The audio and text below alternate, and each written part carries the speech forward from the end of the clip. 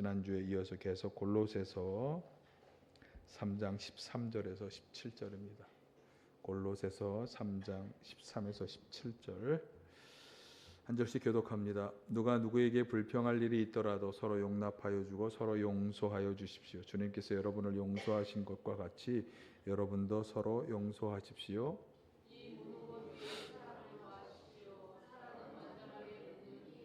그리스도의 평화가 여러분의 마음을 지배하게 하십시오. 이 평화를 누리도록 여러분은 부르심을 받아 한 몸이 되었습니다. 또 여러분은 감사하는 사람이 되십시오.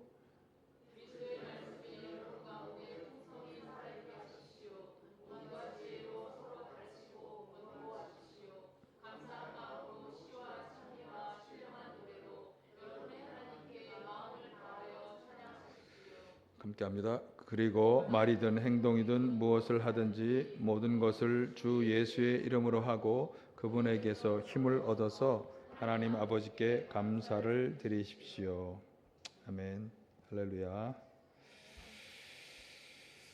지난주에 우리는 그리스도 안에서 살아가는 성도로서 위의 것을 추구하며 살아야 한다. 그러면 어떻게 하는 것이 위의 것을 추구하는 삶이냐, 거기에 대해서 좀 살펴보았는데, 먼저는 땅에 속한 지체의 일들을 죽이거나 버려야 한다, 그렇게 말씀했죠.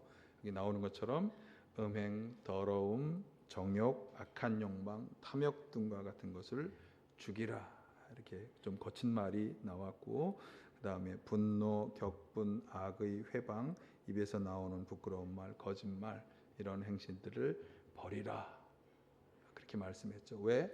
이런 것이 하나님의 진노와 심판을 불러오는 것이기 때문에.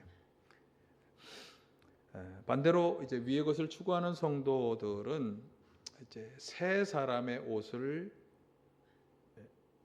그런 덕목을 옷 입듯 입자, 그러면서 동정심, 친절, 온유, 겸손, 오래 참음, 이런 덕목을 갖추어야 한다, 이렇게 말씀을 드렸어요. 자세한 설명은 지난주에 설교를 참조하시면 되겠고, 자, 오늘 본문도 이제 이 말씀이 계속되는 것입니다. 그래서 12절과 사실은 같이 보아야 하는데 내용이 좀 많기 때문에 지난주와 이번 주를 분리해서 보는 것이에요. 자, 13, 14절, 12절에 이은 말씀으로 한번 13, 14절. 누가 누구에게 불평할 일이 있더라도 서로 용납하여 주고 서로 용서하여 주십시오. 주님께서 여러분을 용서하신 것과 같이 여러분도 서로 용서하십시오. 이 모든 것 위에 사랑을 더하십시오. 사랑은 완전하게 묶는 띠입니다. 그러니까 위의 것을 추구하는 성도로서 살아야 할 그 다음번의 덕목은 뭐냐? 용서하고 그리고 사랑을 더하라라는 그런 요청입니다. 용납하고 용서하는 것은 나와 잘 지내는 사람, 나에게 잘 대해주는 사람에게 하라는 말이라기보다는 나에게 잘 못하는 사람, 좀 불편한 사람, 뭔가 위해를 끼치고 악을 행하려고 하는 사람, 이런 사람에게 하는 거죠. 그런 사람을 용납하고 용서하라. 그러니까 이건 희생과 헌신이 요청되는 일이에요. 그래서 여기 첨가한 것이 주님께서 우리를 용서하신 것과 같이 용서하라. 자, 주님은 우리를 어떻게 용서해 주셨나요? 죄인의 자리에 있는 사람을 위해 자기 목숨을 내어주는 그런 용서를 하셨죠. 로마서 5장 8절이 이것을 잘 말씀해 주는데 한번 보실까요? 우리가 아직 죄인이었을 때 그리스도께서 우리를 위하여 죽으셨습니다. 이리하여 하나님께서는 우리들에 대한 자기의 사랑을 실증하셨습니다. 하나님의 사랑은 이런 사랑인 거예요. 우리가 여전히 죄인의 자리에 있을 때, 내가 뭔가를 이제 하나님의 사랑을 받을 만한 어떤 일을 해서가 아니라 여전히 사랑받을 수 없는 죄인의 자리에 있을 때 당신의 아들을 내어주시고 희생하는 사랑을 통해서 주님은 우리를 용서해 주셨다. 그렇기 때문에 우리도 그렇게 용서해야 한다. 내가 용서할 가치가 있고 내가 사랑할 어떤 무엇이 있어서가 아니라 용서할 가치가 없지만 사랑할 수 없는 존재이지만 그러나 용서하고 사랑하라는 것이 위의 것을 추구하는 성도들에게 요청되는 용서와 용납과 사랑이다. 예. 용서에 대한 예수님의 아주 대표적인 교훈이 목사님 나는 할 만큼 했어요라고 생각하는 분들이 기억해야 할 말씀. 자, 한번 보실까요? 마태복음 18장 21에서 22절 시작. 주님, 내 형제가 나에게 자꾸 죄를 지으면 내가 몇 번이나 용서하여 주어야 합니까? 7번까지 하여야 합니까? 예수께서 대답하셨다. 7번만이 아니라 70번을 7번이라도 하여야 한다. 예. 베드로가 저렇게 질문한 거예요. 당시에 완전수라고 할 수 있는 7번 정도 용서하면 되겠죠, 주님. 예. 그랬더니 주님이 하신 말씀이 7번만이 아니라 70번이라도 하라. 그것을 70번이라도 하라. 그러니까 예수님의 이 말씀의 의미는 490번을 용서하라는 게 아니라 횟수에 제한 없이, 횟수에 상관없이 계속해서 용서하라. 이만큼 했으니까 됐죠가 아니라 네가 할 수 있는 한 끝까지 용서하라. 이것이 용서에 대한 예수님의 교훈이에요. 그리고 우리가 이 교훈의 말씀을 귀담아 들어야 하는 이유는 뭐냐? 주님의 용서에 대한 경고의 말씀이 이렇게 있죠. 마태복음 18장 34절 너희가 각각 진심으로 자기 형제 자매를 용서해 주지 않으면 나의 하늘 아버지께서도 너희에게 그와 같이 하실 것이다. 우리가 참으로 용서하지 않는다면 하나님, 예수 그리스도를 하나님의 용서의 은혜도 거두어질 수 있다는 아주 심각한 경고의 말씀이 있는 것이죠. 여러분, 사실 우리는 죄악이 가득한 세상 속에서 한 발 두 발 우리도 죄악에 걸치며 살아가기 때문에 하나님의 용서가 절실히 필요한 사람들이에요. 이런 점에서 이 하나님의 경고를 두렵게 받아들여야 합니다. 여러분, 용서와 사랑의 옷을 입으시기를 바랍니다.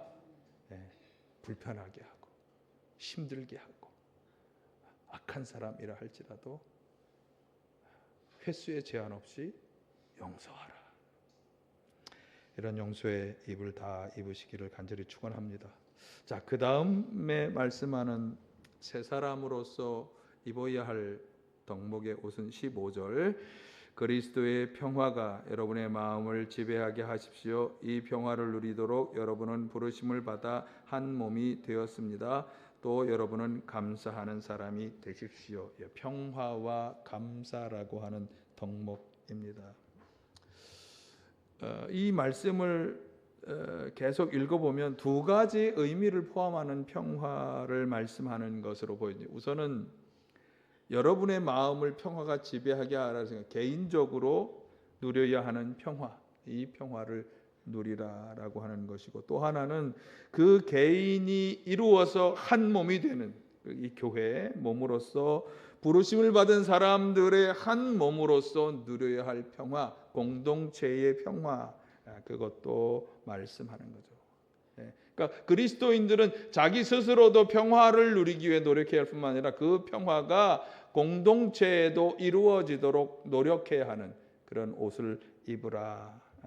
사실 자신이 평화하지 못하면 다른 사람과의 관계 속에 평화를 이룰 수 없죠.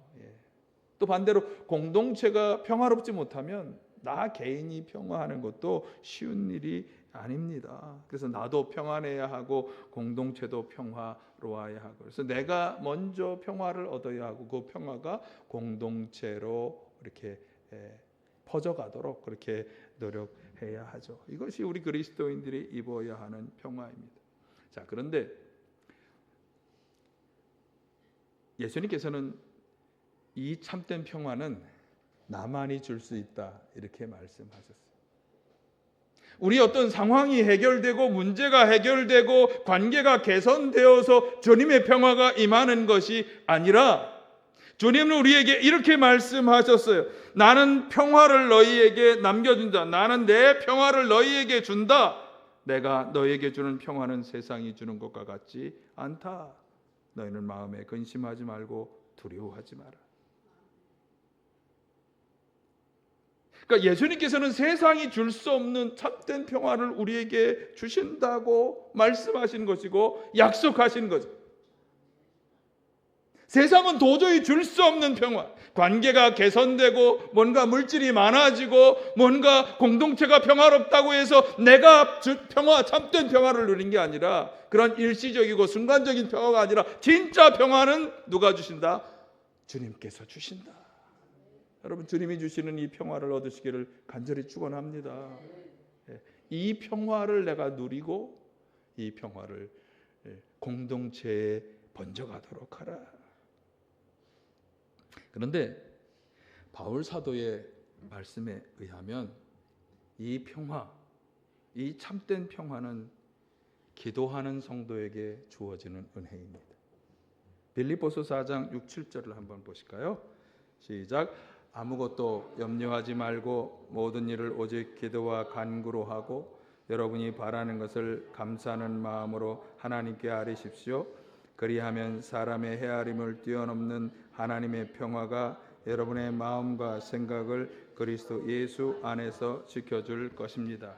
자, 여기서는 하나님의 평화가 주어진다고 말씀했죠. 아니, 목사님 앞에서는 예수님이 평화를 주신다고 했는데요. 자, 예수님이 주시는 평화의 근원은 하나님이신 거죠.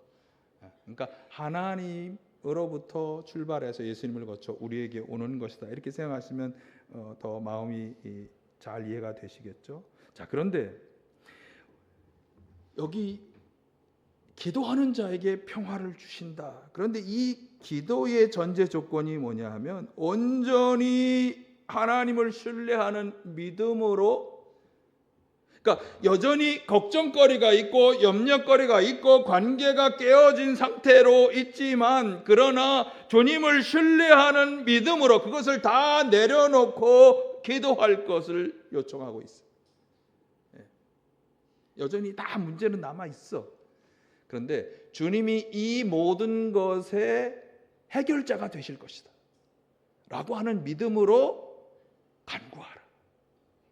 제 말이 아니에요. 성경의 말씀을 그냥 풀어서 말씀드리는 거예요. 그렇게 할 때 사람이 도저히 줄 수 없는, 사람의 헤아림을, 계산과 그들이 줄 수 없는 평화, 사람의 그 모든 상황을 초월하는 하나님의 평화가 우리에게 임할 것이다.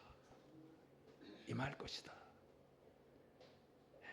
여러분, 염려와 걱정은 잠시 내려놓고 하나님께 감사하는 마음으로 간구하십시오. 여기 감사하는 마음으로 간구하라는 말씀은 하나님을 신뢰하기 때문에 할 수 있는 감사겠죠. 그래서 사실은 감사와 평화는 같이 가는 것이에요. 여러분, 평화를 누리는 사람은 평화를 누리지 못하면 감사할 수 없고요. 또 감사하지 못하는 사람에게 평화는 찾아올 수 없어요. 감사하는 성도가 되시고 또 기도하여 주님의 평화를 다 얻으시기를 간절히 축원합니다. 그래서 여기 인용했던 빌립보서에서도 뒤에 감사한 마음으로 아뢰라 이렇게 말씀했고, 오늘 16절 하반절에서도 감사한 마음으로 시와 찬미와 신령한 노래로 여러분의 하나님께 마음을 다하여 찬양하라 이렇게 말씀하는 거죠. 바울 사도가 말씀하는 우리가 너무나 잘 아는 데살로니가 5장 16에 18절 한번 보실까요? 같이 시작. 항상 기뻐하십시오. 끊임없이 기도하십시오. 모든 일에 감사하십시오. 이것이 그리스도 예수 안에서 하나님께서 바라시는 하나님의 뜻입니다. 이게 하나님의 뜻이니까 이렇게 항상 감사하고 어쨌든 기뻐하려고 노력하고 그리고 끊임없이 기도하는 사람에게 주님이 무엇을 주신다? 참된 평화를 주시는 건 너무나 당연한 일입니다. 여러분, 이런 감사와 기도를 통해 주님이 주시는 평화와 기쁨을 누리시기를 바라고요. 그 평화와 기쁨이 넘쳐나서 자연스럽게 흘러넘쳐서 우리 주변과 이웃에게 우리의 공동체, 이 교회뿐만 아니라 여러분이 속한 어느 단체에서도 그 평화가 김 선생을 보니까 왜 이렇게 내 마음이 편안해지냐. 이 선생을 보니까 정말 모든 걱정이 다 사라지는 것 같아. 이런 평화의 전도사가 다 되시기를 간절히 축원합니다. 자, 그 다음으로 입어야 할 새 동목은 16절 보실까요? 16절 상반절. 그리스도의 말씀이 여러분 가운데 풍성히 살아있게 하십시오. 온갖 지혜로 서로 가르치고 권고하십시오. 말씀의 옷을 입으라. 그리스도의 말씀이 우리 가운데 풍성히 살아있게 하라. 이 구절을 깊게 들여다보니 두 가지 의미로 해석할 수 있습니다. 혹은이 아니라 그리고니까 두 가지 의미 다. 우선은 말씀이 우리 주변에 늘 풍성하게 있어야 합니다. 이 말은 무슨 말인가 하면 항상 말씀이 떠오르는 상태, 그러니까 말씀이 내 삶에 지배적으로 자리를 해야 되는 거죠. 그러니까 처음에 이스라엘 백성들에게 주님이 그 계명을 주실 때 그들의 손목에 또 문지방에 이렇게 달라고 한 것처럼 어디에서나 주님의 말씀이 떠오르고 그 말씀이 적용할 수 있는 그런, 그래서 잘 배워야 되겠죠. 잘 들어야 하고, 그러니까 성경 공부나 또 설교나 이런 것을 통해 잘 들어야 하고, 또 꾸준하게 매일같이 성경을 읽어야 합니다. 그러니까 일주일에 한 번 딱 설교 말씀 속에 듣는 말씀으로 내가 충분히 말씀을 들었다고 생각한다면 이건 오늘 여기 나와 있는 것처럼 우리 주변의 말씀이 풍성히 있게 하는데 성공하지 못한 거예요. 여러분 주변의 말씀이 풍성히 있기를 간절히 축원합니다. 또 하나, 이 말씀은 그 말씀이 살아있는 말씀이 되어야 한다. 그러니까 우리 주변에 풍성히 말씀이 살아있어야 하는 이유가, 말씀이 있어야 하는 이유가 이 말씀이 살아있어야 하는 거예요. 그러니까 여러분, 말씀이 어떻게 할 때 살아있을까요? 내가 그 말씀을 가지고 하나하나 적용하며 살아갈 때 말씀이 사는 거예요. 그런데 그것을 하지 못하는 것은 죽은 말씀이 되게 하는 거죠. 그러니까 죽지 않고 말씀이 우리 가운데 살아서 활동하고 역사하고 우리의 삶을 변화시키는 그런 놀라운 역사가 일어나도록 해야 한다. 앞에서 제가 말씀이 지배적으로 자리해야 한다고 했는데 그 지배적으로 자리하라는 것은 그 말씀이 나의 삶을 움직여 나가도록 해야 한다. 여러분, 주님의 말씀에 의해 움직여 나가는 인생이 되실 간절히 축원합니다. 용서하라고 했는데, 그래서 이 두 가지 말씀이 오늘 여러분에게 잘 적용되길 바라요. 용서하라고 했는데 이 말씀을 내가 지배적으로 내 삶을 하게 해야지. 그러면 가서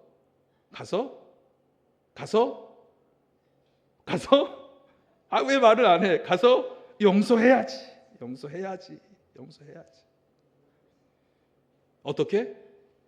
예수님이 해주신 것처럼. 아멘. 네. 예수님께서도 말씀하시잖아요. 마태복음 7장 21절에 한번 보실까요? 나더러 주님 주님 하는 사람이라고 해서 다 하늘나라에 들어가는 것이 아니다. 하늘에 가신 내 아버지의 뜻을 행하는 사람이라야 들어간다. 자, 여기서 말씀한 하나님의 뜻은, 우리는 하나님의 뜻을 하나님의 말씀에서 들을 수 있으니까 그 말씀 속에 깨달은 그것을 행하는 사람이라야 하나님 나라에 들어간다. 결국은 하나님 나라에 들어간다 안 들어간다의 중요한 열쇠라고까지 말씀할 정도로 말씀을 행하는 것이 중요하다라고 하는 거죠. 우리 예수 믿고 구원받는다, 전통적으로 우리가 잘 아는 말씀이잖아요. 그런데 예수 믿고 구원받는다로 끝나는 것이 아니라고 성경은 끊임없이 우리에게 얘기하는 거예요. 예수 믿고 말씀에 순종하여 나아가야 한다. 사실 이스라엘 백성들에게 하나님이 계명의 말씀을 주실 때 하신 말씀도 그거잖아요. 말씀을 지켜 행하여야 너희가 오래오래 잘 살 거다. 신명기 6장 2절을 보세요. 지키는 자에게, 행하는 자에게 잘 살게 하는 축복을 주시는 그 말씀을 행하는 것이 중요한 거예요. 그래서 예수님은 마태복음 7장 24, 25절에 한번 보실까요? 같이 이 말은 마태복음 7장 24에서 27절.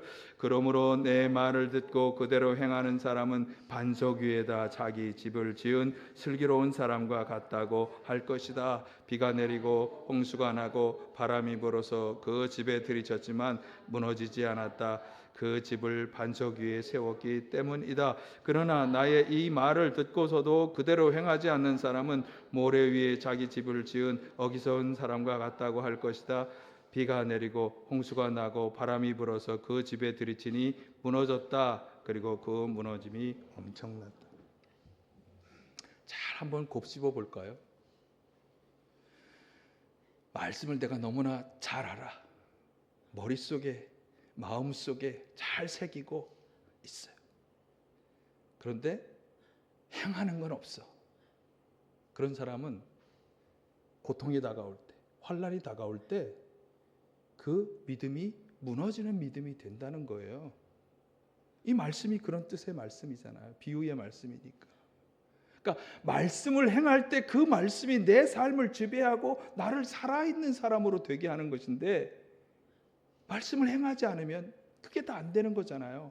그러니까 반석에 서는 여러분의 삶이 되시길 간절히 축원합니다. 어떤 경우에도, 어떤 환난에도, 어떤 고통에도 무너지지 않는 반석, 그 반석은 말씀이 우리를 붙잡아 줄 때, 그 말씀에 지배받아 살아갈 때 그것이 가능하다. 여러분, 무너지지 않는 삶이 되시길 간절히 축원합니다. 어떤 경우에도 그렇게 하려면 말씀이 나를 지배하게 하라. 그런 삶이 되시길 간절히 축원합니다. 그래서 야고보서는 말씀하잖아요. 한번 보실까요? 여기도 나의 형제자매 여러분, 누가 믿음이 있다고 말하면서도 행함이 없으면 무슨 소용이 있겠습니까? 믿음에 행함이 따르지 않으면 그 자체만으로는 죽은 것입니다. 여기서 이 행함은 무엇이겠어요? 말씀에 따라 순종하며 살아가는 삶을 말하는 거 아니겠어요? 그래서 사실은 야고보서에 보면 그런 예화가 있죠. 가난한 성도가 교회에 들어왔는데 여기 앉으십시오, 저기 앉으십시오 말만 하고 그 사람을 도와주지 않는다면, 그러니까 이웃을 사랑하라 라고 말씀하신 그 말씀을 행하지 않는 우리 그런 교회와 그런 성도가 된다면 죽은 믿음이다. 여러분, 열심히 말씀을 배우는 일에 참여하시고 말씀의 교훈을 잘 새겨 들으시고 말씀을 열심히 실천하며 살아가는, 그래서 죽은 믿음이 아니라 산 믿음의 소유자들이 다 되시길 간절히 축원합니다. 자, 마지막 말씀은 17절에 있습니다. 17절 시작. 그리고 말이든 행동이든 무엇을 하든지 모든 것을 주 예수의 이름으로 하고 그분에게서 힘을 얻어서 하나님 아버지께 감사를 드리십시오. 무엇을 하든지 예수 그리스도의 이름으로 하라. 자, 이 말씀도 두 가지 의미로 우리가 들여다볼 수 있는데, 우선 모든 말과 행동을 주 예수의 이름으로 하는 것은 그 말과 행동이 예수 이름을 걸고 하는 것이 되어야 한다. 나 김철이라는 사람을 대표해서 말하고 대표해서 행동하는 게 아니라 예수의 이름에 부끄럽지 않도록, 예수의 이름에 누를 끼치는 게 아니라 예수의 이름을 영광되게 하는 말과 행동이 되어야 한다. 아니 무슨 목사가 저래? 이러면 전 이미 끝난 거. 아니 무슨 목사가 저렇게 살아? 그럼 끝난 거예요. 그 말을 듣지 않기 위해서, 예수의 이름에 부끄럽지 않기 위해서 해야 돼. 무슨 교회 다니는 사람이 저래? 그렇게 하면 절대로 안 되는 거죠. 초대교회 성도들이 그래서 어떻게 되었어요? 주변 사람들에게 인정받고 칭찬받았다. 초대교회 부흥하는 교회 성도들은 그래서 그 무엇이 인정받고 칭찬을 받았겠어요? 그들의 행동과 그들의 말이 사랑하고 격려하고 소망을 주고 하는 그런 말과 행동이 예수 이름에 걸맞은 그런 말과 행동이 되는 거겠죠. 또 하나는 예수님, 그 바로 뒷구절에 보면 예수님에게서 힘을 얻어서 하라. 저는 이게 말과 행동에 걸린다고 봅니다. 그래서 예수님에게서 힘을 얻어서 하는, 그러니까 예수 이름에는 힘을 주신다. 우리에게 힘을 주는 능력이 있다. 예수 이름에 권세가 있다. 이건 뭐 우리가 악한 영들과 대적할 때 우리가 많이 쓰는 나사렛 예수 그리스도의 이름으로 명하노니, 근데 나사렛 예수님의 이름으로 말할 때 그런 악한 권세만이 아니라 우리의 삶을 일으켜 세우는 능력, 다시 우리를 새롭게 하는 능력, 이건 성령의 도우심이 있다고 생각하시면 되겠어요. 예수 이름으로 말할 때 그 예수님과 함께 우리를 삶을 도우시고 인도하시는 성령의 역사가 함께한다. 그러니까 성령의 이름으로 명하노니가 아니잖아요. 예수 그리스도의 이름으로 할 때 성령의 도우심이 함께한다. 예수님의 이름으로 기도합니다. 성령께서 그 예수 이름으로 되어지는 기도와 선포와 행동과 말 가운데 성령께서 도우신다. 예수 이름으로 나아갈 때 성령께서 힘과 능력을 주신다. 그래서 말씀한 예수 이름에 권세가 있다. 예수 이름의 권세를 사용하는 말과 행동이 되시기를 간절히 축원합니다. 그래서 거듭 말씀드립니다만 성령으로 충만해야 합니다. 항상 교회 오셔서 예배 드릴 때 주님, 오늘 주님의 영이 충만하게 나에게 임하시고 나에게 주님의 힘과 능력을 더하여 주시옵소서. 이 기도를 항상 드리시기를 바라요. 성령의 능력을 힘입는 그리스도인. 그래서 예수님의 이름을 위하여 예수 그리스도의 능력을 힘입어 행하시기를 간절히 축원합니다.